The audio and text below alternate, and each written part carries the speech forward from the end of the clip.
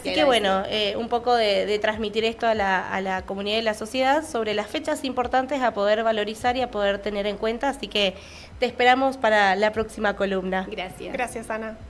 Bueno, ahora sí, presentación de alguien más que nos va a acompañar en esta tarde y además ama las cámaras, ama el micrófono, le encanta la exposición.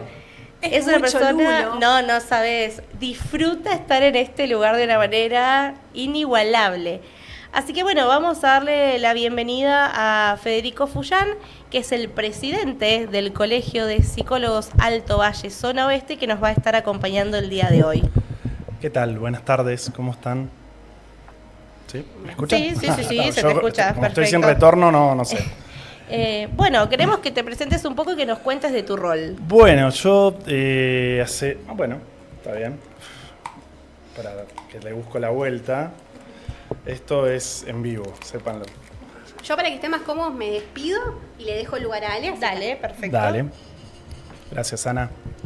Bueno, contanos un poquito. Sí, bueno, yo hace 2 años, conjuntamente con, Abby es una de las integrantes de lo que es la comisión directiva. Hace ya 2 años asumimos el rol y la responsabilidad de dirigir el Colegio de Psicólogos de Zona Alto Valle Oeste, el cual abarca la zona de influencia de Fernández Oro hasta Catriel, inclusive. Y bueno, es un desafío bastante complejo, ¿no? La verdad que sí. Institucionalmente hablando. Ya que implica no solamente una reestructuración de lo que fue, cuando asumimos que fue de darle un orden y estructura, sino también un desafío empezar a abrirnos a la comunidad y empezar a contar un poquito qué hacemos los psicólogos y psicólogas en general.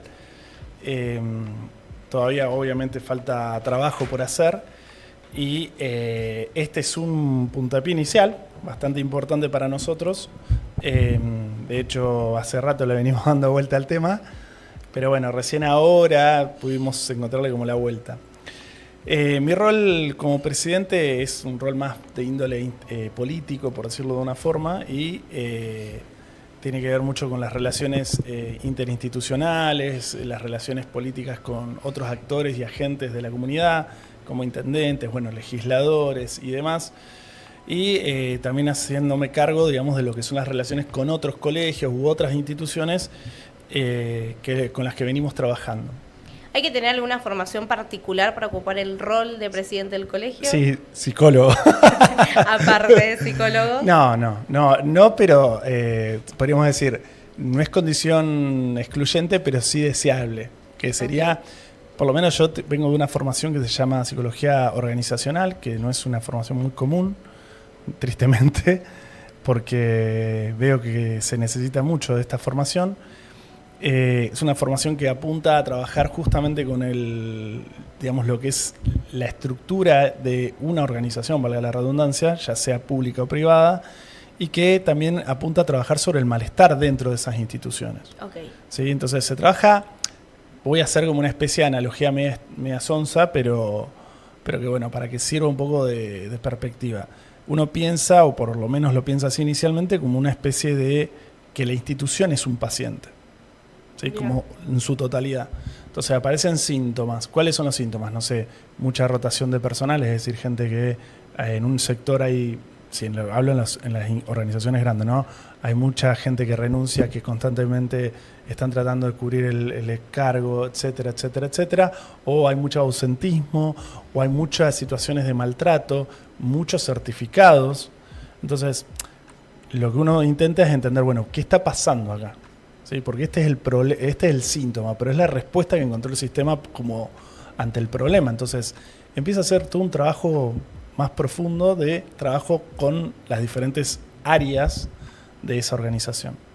Es interesante, ¿no? Sí, me encanta y me pongo a pensar también en qué tanto tiene que ver con el rol de un psicólogo laboral, que es lo que más se conoce en la popular. Claro, popularmente, por eso siempre hago esa distinción. El laboral generalmente es el que se encarga de hacer, por ejemplo, los psicotécnicos, el que se encarga, por ejemplo, de hacer evaluaciones de desempeño al que por ahí hace los aptos psicológicos. No lo hace cualquiera. No, Ok. no lo debería hacer. Bien. A ver, dentro de nuestras incumbencias profesionales, que eso es todo un debate que hoy, de hecho, hoy surgió en la reunión de comisión directiva, que me parece pertinente traerlo acá. Nosotros, dentro de nuestras incumbencias profesionales que nos rigen bajo lo que son la ley del Ministerio de Educación de la Nación, nosotros tenemos la incumbencia de hacer, por ejemplo, evaluación. Lo que pasa que, hecha la ley, hecha la trampa, ¿no? Hay un pequeño, gran problema que, a pesar que estamos habilitados, no estamos formados con el título de grado. Necesitamos una formación especializada en ciertas cuestiones para poder trabajar de ello. Ok. ¿Sí? Cosa que no siempre pasa. Entonces, bueno, pequeño detalle. Me fui por las ramas, pero... No, pero ¿cómo nos abrís el panorama? Porque veníamos hablando justamente del rol del psicólogo y esto de ver al psicólogo que trabajaba en un consultorio. Entonces ahora nos traes un psicólogo inmerso en una organización. Sí, tal cual. De hecho, a ver, nuestro trabajo se ha ido ampliando, y particularmente después de la pandemia. De hecho, yo hice cosas muy atípicas dentro de la profesión que no son muy comunes, como trabajar en interconsultas, que es el médico que trabaja en una clínica, por ejemplo, o en un hospital, en conjunto con el resto del personal de salud, abordando las problemáticas que lo aquejan a un paciente en el día a día de una internación, por ejemplo. Y no hablamos de una internación psiquiátrica, sino una internación común por cualquier tipo de problemática. Cirugía bariátrica. Sí, ponele cualquier cosa. Reemplazo de cadera. Claro, cualquier cosa que vos te imagines, que hay veces que tenés internaciones de mucha larga duración, no sé, casos de... Trasplante. Sí, o por ahí he tenido, recuerdo, internaciones por diferentes problemáticas de un año internado en terapia intensiva, que por ahí consciente, pero imagínate, llega un momento que la cabeza se te empieza a trastocar porque estás constantemente en un lugar donde no hay día, no hay noche, es todo muy raro, ¿viste? Entonces empieza como a difuminarse un poco el principio de realidad. Eso es una, y la otra que vas trabajando en conjunto con la familia. Bueno, es re interesante y fue una de las primeras actividades que me tocó hacer, y es algo que no hay formación acá en la Argentina, o sea que uno se tiene que formar en el hacer, paradójicamente, y hay un montón de áreas de nuestra profesión que cada vez se van expandiendo más, que son necesarias porque, a ver, yo soy de la idea, y esto lo traigo a colación, que uno tiene como profesional tener una mirada más amplia de la cosa, ¿no? Es decir, yo adhiero a lo que se llama el paradigma de la complejidad, que implica poder pensar una problemática de forma integral. Cuando hablábamos de salud, pensar la salud no solamente desde un aspecto orgánico, que es necesario, ¿sí? Porque uno cuando atiende a una persona tiene que saber y conocer de cuestiones, aunque sean mínimamente clínicas, médicas, para saber si tiene que hacer una derivación, porque observa ciertos patrones, ciertos síntomas que son, por lo menos... Atribuyentes. Sí, o que son llamativos, por lo menos, ¿viste?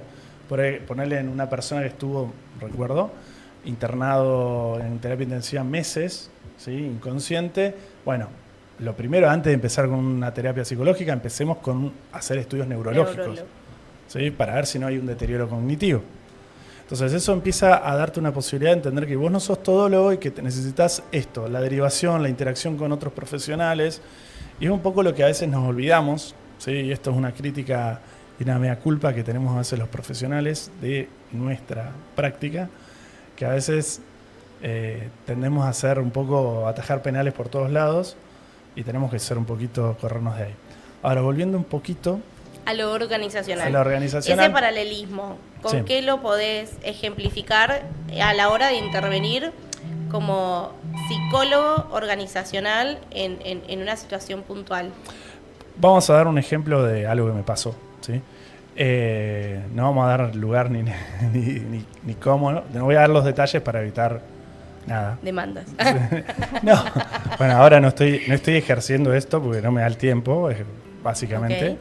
Pero les cuento un poquito. Por ejemplo, había muchos conflictos interpersonales en una obra social. Entonces, en una clínica. Entonces, una de las cosas que se empezó a trabajar justamente es la comunicación. Un tema muy puntual. Primero, ver qué es lo que estaba pasando. Entonces, a partir de ahí se empezó a hacerlo. Lo primero que uno tiene que hacer es como un diagnóstico, decir, bueno, ¿qué es lo que está pasando realmente? Más allá del problema. Porque habían relaciones interpersonales y uno diría, bueno, el problema es que no nos comunicamos bien. Bueno, veamos si es solamente eso o hay otras cosas. El trasfondo, resultó esto, la síntesis, es que había un problema de comunicación, pero el problema de comunicación derivaba porque no estaban las tareas claras. Claro. No había una definición de tareas. Entonces, ¿qué pasaba? Se superponían los cargos, se superponían las tareas, se chocaban los roles, entonces nadie sabía cuál es mi rol. Entonces terminás haciendo por tradición las cosas, con lo que implica eso. Y a veces esa reestructuración que fue, bueno, entonces lo que hay que definir acá son las tareas. Empezamos por ahí y después afinemos la comunicación. Empezamos por ahí, bajó 10.000 cambios los conflictos, porque era tan simple como eso, pero a veces no es tan simple, porque bueno, también es... Acostumbrarse a algo distinto. Exacto, a que hay cierto orden. Exacto. ¿Sí? A veces tenemos como cierta disquisición con respecto a la palabra orden, porque lo asociamos con lo represivo y no con la estructuración legal, Exacto. que es diferente. ¿Sí? Uno tiene que ver más con la opresión y el otro tiene que ver con la estructuración. Escuchaba un poco, bastante a Fede atentamente, y me traía esto de estar en esta semana de la salud mental. Pensaba, qué importante esto de la psicología organizacional, porque empezamos a introducir el concepto de salud dentro de las organizaciones. Exacto. Estamos muchas horas trabajando. Exacto. Y cómo impacta y qué importancia tienen, desde tu opinión como profesional, en las organizaciones ahora el tema de los climas laborales, la salud ocupacional. De involucrar al terapeuta, no como un terapeuta per se, sino como figura psicológica. Exacto. Bueno, porque ahí es donde entra uno mucho, es un entrecruzamiento mucho con lo que tiene que ver con el área de recursos humanos. A ver, es verdad que uno para armar una estructura de esta magnitud es difícil, por eso generalmente uno como psicólogo organizacional trabaja medio como externo, que tiene un lado positivo y un lado negativo. El lado positivo es que uno no está inmerso en el lío, por decir así, entonces no tiene tanto condicionante. Por otro lado, se pierde de esa confianza, porque parece, para vos te manda la dirección, ¿no? Claro. Entonces tenés que construir esta confianza con los trabajadores del día a día. Y efectivamente, pensemos esto, nosotros pasamos 1/3 de nuestra vida, por lo menos, el día a día, trabajando. De mínima, estoy haciendo un promedio, sí. ¿No? Más o menos, hay gente que obvio trabaja más, hay gente que trabaja menos, hay gente que trabaja en su casa, etc. Entonces, obviamente se genera, un problema si nuestro espacio de trabajo es conflictivo. Sí. Porque entonces deja de ser un lugar donde yo me desarrollo como sujeto y empieza a ser un lugar alienante. Y empieza a ser un lugar donde parece que voy a la trinchera todos los días. Sobrevivo, exacto. Y siento que voy con un cuchillo entre los dientes. ¿Por qué? Y porque tengo compañeros con los que me llevo mal, tengo, no sé, una dirección que no es clara, etcétera, etcétera, etcétera, etcétera, etcétera. Y no solamente la cantidad de trabajo. A veces uno asocia esto con una cuestión de ligados al trabajo, como que tengo mucho trabajo, entonces por eso estoy así. No, muchas veces va ligado a la falta de sentido de lo que estoy haciendo. Tenemos el ejemplo acá en la zona, por ejemplo, del trabajador petrolero. Sí. Trabaja muchas horas. Y el problema no es solamente las muchas horas que trabaja, porque ¿cuál es la lógica de muchas de estas empresas de resolver los conflictos? Dando bonos. Uh-huh. Te doy un bono, sí, te puede ayudar un momento lo económico, pero si yo lo que estoy haciendo no tiene ningún valor para mí, entonces me empiezo como a desconectar de eso. Si encima paso 15 días aislado de toda mi red de contención social, o 15, 20 días, ni hablar los que se van a, plataformas petrolíferas, etcétera, y la verdad que no hay plata que valga. Llega un momento que no hay plata que valga, entonces tenés que trabajar con la resignificación de lo que estoy haciendo. Claro. Porque por eso es la diferenciación. Perdón, me puse muy teórico. No, está buenísimo. Atentamente escuchamos. Yo creo que la gente que está del otro lado y que tiene microempresas o que forma parte de algo que es más piramidal en el sentido de los distintos puestos que se interrelacionan, es súper útil conocer el por qué a veces hay conflictos internos y dónde hay que prestar atención y que existe una figura que nos puede acompañar a que eso se resuelva. Exacto. Agregué una variable más. A ver, hay una diferencia entre empleo y trabajo. Parece lo mismo, pero no es lo mismo. No son sinónimos. Porque el trabajo tiene que ver justamente con un acto de transformación en mi entorno, pero también un acto subjetivo, es decir, algo que me transforma a mí como sujeto. Entonces, eso que estoy haciendo me da como un valor agregado a mí como persona. Si eso no está en mí, lo que estoy haciendo es un empleo. Si no me pagan, no lo hago. Bien. No lo hago bajo ningún aspecto. Pensemos cuántas cosas hacemos que no nos pagan y las disfrutamos. ¿Sí? Sí, tal cual. Bueno, eso tiene que ver con algo del trabajo, por eso se llama trabajo a cierto tipo de actividades y a otras no. Son más empleos. Y no importa lo que me pagan, llega un momento que eso ya no tiene ningún valor para mí. ¿Y cómo hacemos tal vez para esa persona que tiene empleados o trabajadores en mayor o menor magnitud, hacerle entender que en la jerga común esto es una pérdida de dinero y no una inversión, incorporar una figura que nos pueda acompañar? ¿Qué es lo que realmente hace que justamente en el pensamiento de a la hora de resolver entre la figura de un psicólogo especializado en el tema como una opción relevante y no como un, che, Bueno. no, esto es tirar plata a la basura? Bueno, ahí Pero está. perdón, Sí. Fede, vamos a picantearlo un poquito más. Sí. ¿Y cuál es la diferencia para esas personas que nos están escuchando, digamos a las pequeñas pymes o pymes más grandes, Sí. entre un psicólogo organizacional y un coaching? Muchísima. Sí, primero la formación. Sí, muchísima. Vamos a tratar de analizar las dos cosas. Una cosa es el coach, que no es una formación necesariamente de psicólogo, sino que es una formación paralela, sin reconocimiento universitario, o sea, eso no es poca cosa. Y otra cosa es una especialización dentro de la psicología, que es la psicología organizacional. Hay un abismo de diferencia, ¿sí? Lo que no quita que hay psicólogos organizacionales o psicólogos que hacen de coach y es una herramienta, que eso es lo que hay que entender.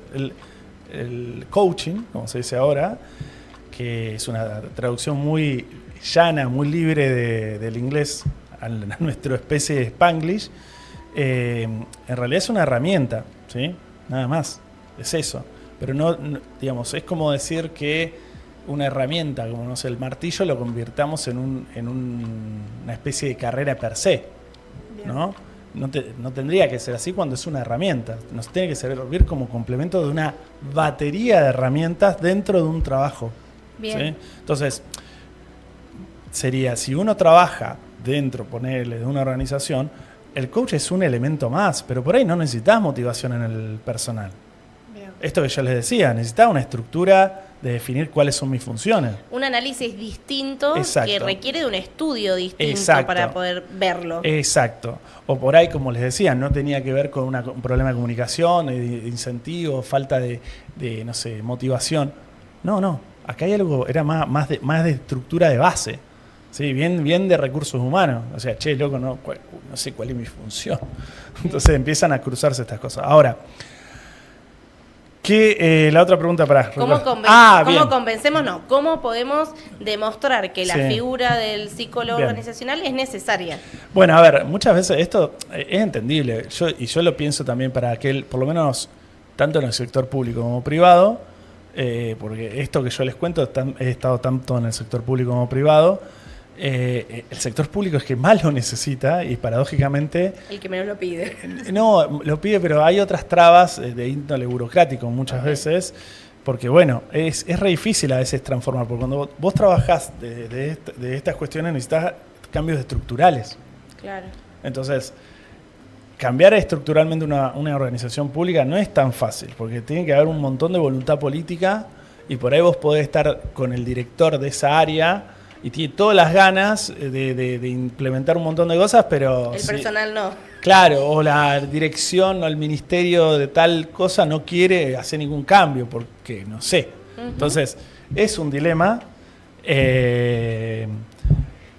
todo ese tema. Entonces, hay una cuestión que es como pensar esto. Cuando uno trabaja y ofrece esto, decirle, bueno, a ver, por ahí uno piensa que los servicios de un psicólogo organizacional son caros, por X motivo, y es una pérdida de tiempo. Ok, ¿cuánto te sale a vos que todos estos problemas que tenés todos los días de personas que te pasan un certificado, que vas a tener ausencias constantemente, faltas, llegadas tarde, conflictos internos y demás? ¿Cuánto sale eso? Claro. ¿Sí? O ni hablar en los casos donde hay mucha rotación de personal, en sectores donde vos constantemente tenés que ir cubriendo un puesto, entonces formás a alguien, se va o lo echás por diferentes razones, te cuesta plata formarlo, te cuesta plata hacer el preocupacional, etcétera, etcétera, etcétera. Entonces cuando vos haces esa correlación decís, che, por ahí hay que empezar a trabajar con el problema. Claro. ¿Sí? El costo-beneficio. Exacto. Entonces, es desde ese lugar que uno, cuando trabaja esto, porque uno entiende, por lo menos en el sector privado, a ver, lógico, el tipo que tiene una empresa chiquita, un kiosco, voy a decir, va a pensar en la ganancia, y es verdad, en la rentabilidad. Entonces es lógico que, che, me sale muy caro pagarle a este o hacer esto. Claro. ¿Sí? Entonces hay que buscar ese punto medio. Pero bueno, no sé, terminamos hablando de huellas perdidas. No, ahora, pero está bien. ¿cómo? Perdón, cierro con esto. Ahora, todo eso, ¿cómo sirve dentro de lo que significó el Colegio de Psicólogos? Eso te iba a preguntar, ¿qué impactos crees que tuvo tu formación Bueno. en la administración? Re positiva, déjame decírtelo yo. Yo te respondo eso. Bueno, ahí creo que la clave fue en armar estructura. ¿Sí? De hecho, nosotros tenemos un organigrama interno con funciones, tareas definidas. Entonces, cada uno ya sabe qué tiene que hacer. O sea, yo les puedo decir que no tengo ni la más pálida idea de la mayoría de las cosas que hace cada uno. Por ahí me preguntan, pero vos, no tengo idea. O sea, No me porque toca. Sí. No me toca, ¿por qué? Porque cuando empezaron a armar, por ejemplo, este espacio, bueno, Avi me contó algunas cosas, pero yo no tenía que estar al pormenor o al detalle, porque la idea es que no sea algo personalista. Lo que fuimos armando es para que, si el día de mañana nosotros no estamos, esto funcione igual. Exacto. Qué bien. O sea, la idea es que tenga una estructura que le dé sentido más allá de nosotros. Y yo creo que eso fue como lo que cambió también la perspectiva que empezó a tomar nuestro Colegio de Psicólogos a través de esta nueva gestión que apareció, porque fue una manera distinta de visualizar lo que el colegio necesitaba, lo que los psicólogos necesitábamos y lo que se le podía dar a la comunidad para que funcione de una manera más orgánica. Así que yo creo que esa ha sido como uno de los grandes aciertos que se han podido tener en el último tiempo, dar con alguien que tenga una formación en el área, que pueda centrarse en eso y también allanar el camino, como decía recién Fede. Así que, bueno, gracias por habernos acompañado hoy. Igual me voy a quedar un ratito. ¿sí? Totalmente. Sí, por lo Estás menos. invitado a volver para poder hablar de mucho más sobre la organización, no hay ningún No problema. hay drama, saben que soy figurita difícil, porque no me gusta esto. Pero queremos saber dónde estudiaste, seguro nos van a preguntar después dónde te formaste, Sí, así por que nos supuesto. falta, vamos a tener una segunda parte. Sí, no hay problema. Yo ya he hecho radio, bueno, algunos de que por ahí me conocen saben que lo he hecho, ahora ya estoy medio retirado porque no me da el tiempo. Pero estás haciendo clínica. Sí, ahora estoy dedicado solamente a mi rol como presidente, que ya me consume un montón de tiempo, y consultorio clínico. Que ¿Dónde está ubicado? hago la publicidad. Bueno, yo estoy en calle San Martín 878. Es un lugar, Centro. Sí, es un lugar histórico, al lado del Pulpito, nos conocen todos. Ahí. Y en la placa tienen los números Sí, de contacto, exacto, todo. exacto. Perfecto. Tenemos un cartelito afuera, a pesar que la gente a veces se confunde y piensa que es cardiología. Porque no sé qué leen, pero bueno, no leen claramente. Pero sí, digamos, es algo que también disfruto mucho. Por eso van de la mano. No es que es una cosa disociado de la otra, sino que va de la mano. Y de hecho, esto que estaban hablando, dos cositas que quería decir, nada más me callo porque si no, no paro más.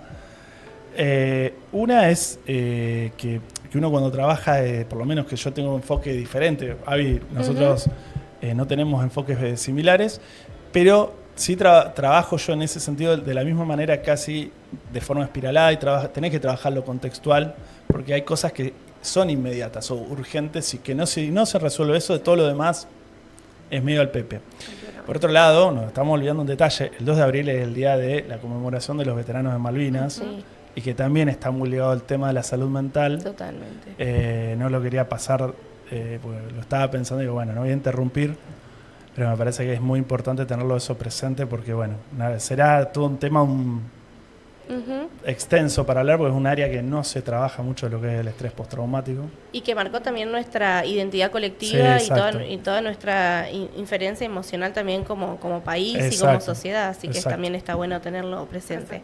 Bueno, muchas gracias nuevamente. Bueno, Vamos a gracias. ir a un pequeño corte, a una pausa y retomamos con nuestro último invitado del día. Bien, a la pausa entonces. Gracias. Gracias, Fede. A ustedes.